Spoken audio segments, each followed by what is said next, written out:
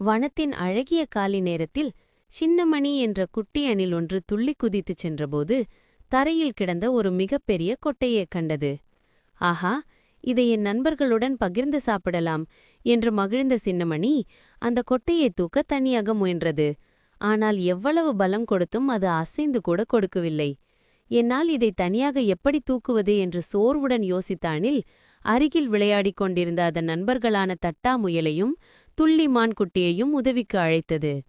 நண்பர்கள் மூவரும் ஓடி வந்து சின்னமணிக்கு ஆறுதல் கூறி, நாம் எல்லோரும் ஒரே நேரத்தில் முயற்சி செய்வோம் என்று உற்சாகப்படுத்தினர். பிறகு மூவரும் சேர்ந்து ஒரே நேரத்தில் அந்த கொட்டையைத் தள்ள அது மெதுவாக நகர ஆரம்பித்தது. அவர்கள் சோர்வடையாமல் ஒற்றுமையே பலம், ஒற்றுமையே பலம் என்று உற்சாகமாக பாடிக்கொண்டே கொட்டையை சின்னமணியின் வீட்டுக்கு வெற்றிகரமாக எடுத்துச் சென்றனர்.